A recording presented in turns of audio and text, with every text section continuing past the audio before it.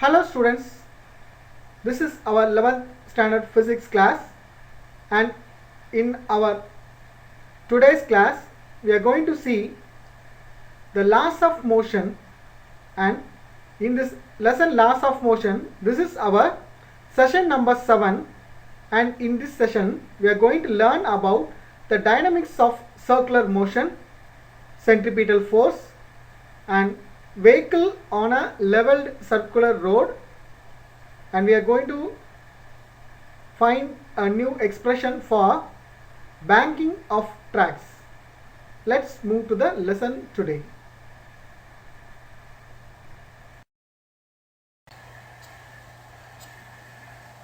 First of all, let us see the dynamics of circular motion. Circular motion is one of the very common type of motion that we come across in our daily life. A particle can be in linear motion with or without any external force. But when circular motion occurs, there must necessarily be some force acting on the object. In other words, without a force, circular motion cannot occur in nature. So in a circular motion, force can change the velocity of a particle in three different ways. First one, the magnitude of the velocity can be changed without changing the direction of the velocity. In this case, the particle will move in the same direction but with acceleration. Example, a particle falling down vertically, or a bike moving in a straight road with some acceleration. Then the direction of motion alone can be changed without changing the magnitude, that means the speed of the vehicle. If this happens continuously, then we call it as a uniform circular motion. The clock usually have its own uniform circular motion. See, in this picture, the acceleration is towards and opposite, and the bike have a negotiable space. It has a north and normal force here, and this is the force towards the ground, and this is the acceleration due to gravity. So the net moment above the CG is equal to 0. That means the center of gravity is equal to 0. It stops the bike from the falling down.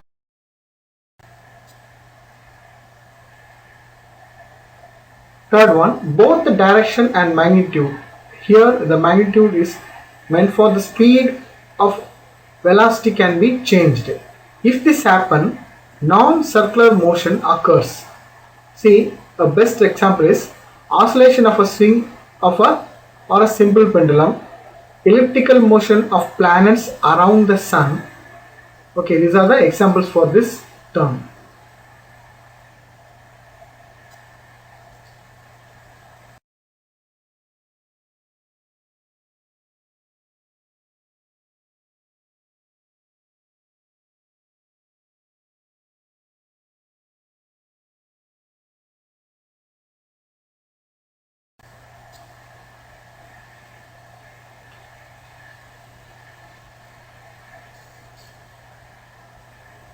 Today we are going to learn or deal with some uniform circular motion and non-circular motion.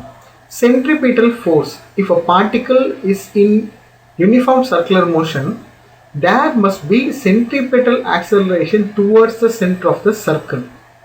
If there is acceleration, then there must be some force acting on it with respect to an inertial frame. Already I explained you about this inertial frames, and this type of force is called centripetal force. That means a centripetal acceleration towards the center of the circle.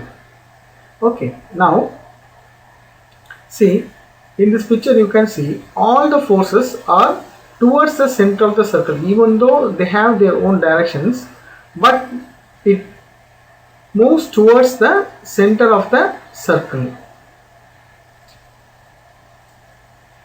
So according to Newton's second law, the centripetal force is given by FCP is equal to MACP, which is equal to mv square by r. Here Cp represents the centripetal force. Actually, the word centripetal means center seeking force, and in vector notation F dash Cp is equal to minus mv square r into r cap. In uniform circular motion, F vector Cp is equal to minus m omega square r into r cap.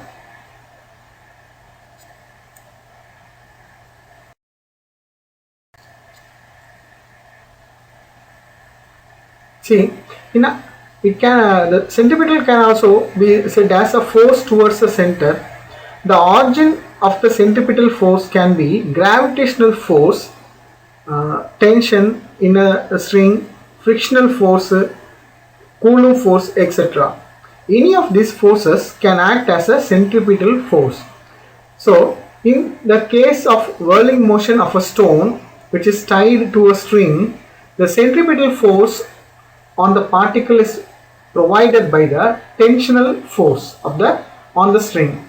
Now, in a circular motion in an amusement park, the centripetal force is provided by the tension in iron ropes. Here you can see this tension is provided in this iron ropes. So second one, in motion of satellite around the earth, the centripetal force is given by the earth's gravitational force on the satellites. So Newton's second law for satellite motion is F is equal to gravitational force, which is equal to mv square by r. Here r is the distance of the planet from the center of the earth, and m is the mass of the satellite, and v is the speed of the satellite.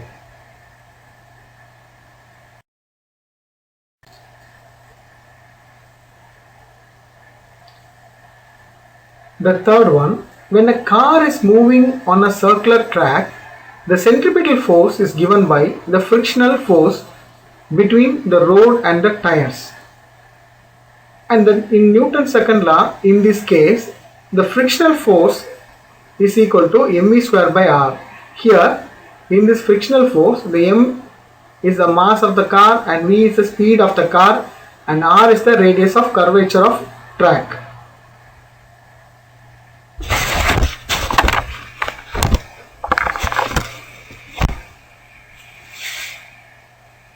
Here you can see another example.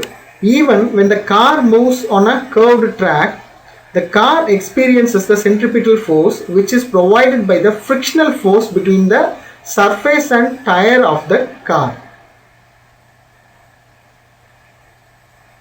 The fourth one, when the planet orbit around the sun, they experience centripetal force towards the center of the sun. Here, gravitational force of the sun acts as a centripetal force on the planet, and according to Newton's second law of motion, gravitational force of the sun on a planet is equal to mv square by r.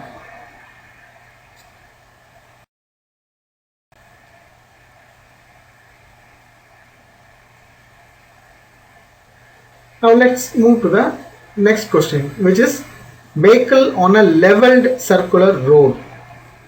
See, when a vehicle travels in a curved path, there must be centripetal force acting on it. This centripetal force is provided by the frictional force between the tire and surface of the road. Let us consider a vehicle of mass m moving at a speed v, in a circular track, and the radius of the track is r, which I mentioned here for your reference. Mass of the vehicle is m and which is moving at a speed v. Radius of the circular track is r. See, there are three forces acting on the vehicle when it moves in this circular track. What are the three? Let's imagine Gravitational force mg is acting downwards. Normal force mg is acting upwards, and the frictional force Fs acting horizontally inwards along the road. Suppose the road is horizontal, then the normal force and gravitational forces are exactly equal and opposite.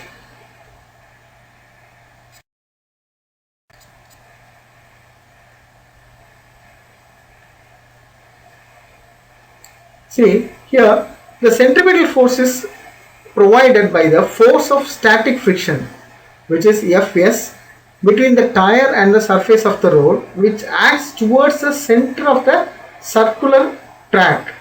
So mv square by r is equal to Fs. Already I told you force of static friction is Fs. We know that static friction can increase from 0 to maximum value, that is Fs is less than or equal to mu s into mg. There are two conditions possible.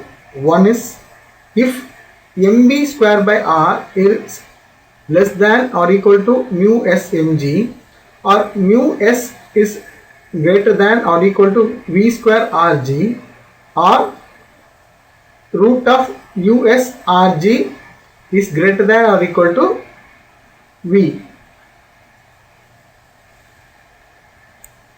Here you can see in this picture the moving of a mass towards a circular path.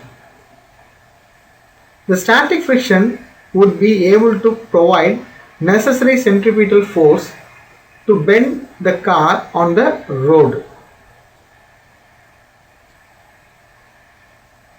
So the coefficient of static friction between the tire and the surface of the road determines what maximum speed the car can have for safe turn. That's very important.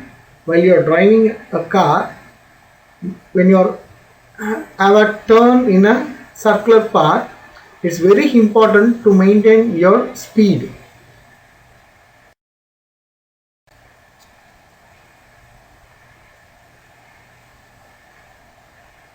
And that's why I am explaining. So the coefficient of static friction between the tire and the surface of the road determines what maximum speed the car can have for safe turn. So if mv square by r is greater than mu s mg, or mu s is less than v square rg, it will skid. If the static friction is not able to provide enough centripetal force to turn, the vehicle will start to skid.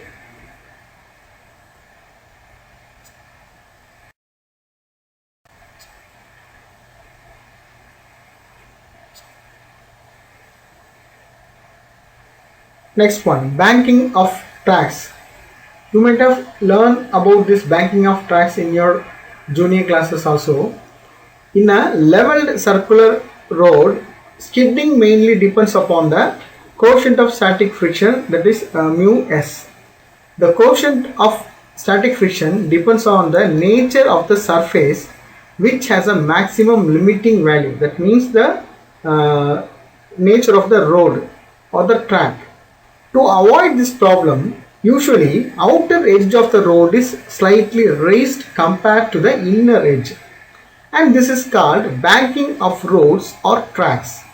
This introduces an inclination, and the angle is called banking angle.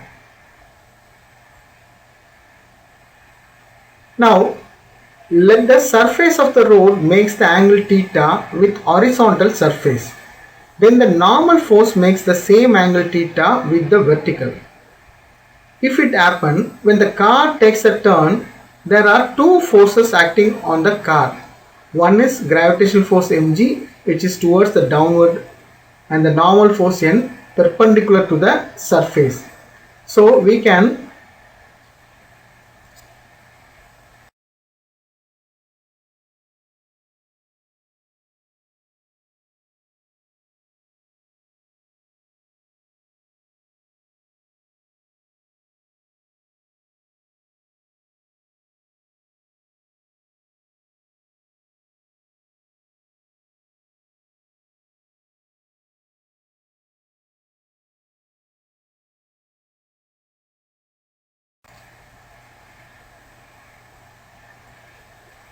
We can resolve the normal force into two components. One is n cos theta and n sin theta. The components n cos theta balances the downward gravitational force. That means the mg. The component n sin theta will provide the necessary centripetal acceleration. And by using Newton's second law, n cos theta is equal to mg, or n sin theta is equal to me square by r. By dividing the equation, we get tan theta is equal to m square divided by rg, or v is equal to rg tan theta. We take this rg here, okay, we put m by r into v. If you take the square out, then it will give you a root to the next side. See, if the speed of the car exceeds this safe speed, then it starts to skid outward by frictional force comes into effect and provides an additional centripetal force to prevent the outward skidding. Actually, the banking angle theta and radius of curvature of the road or track determines the safe speed of the car at the turning.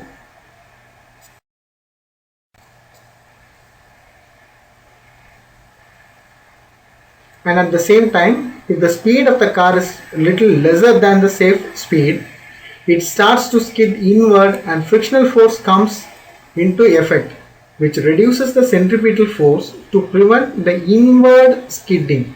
That means towards the inner side of the road. However,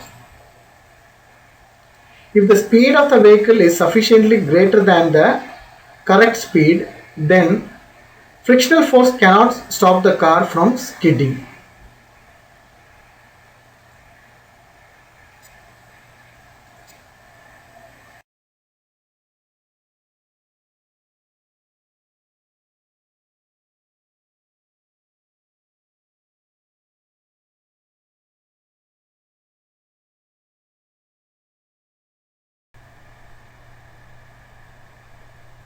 Thank you, students.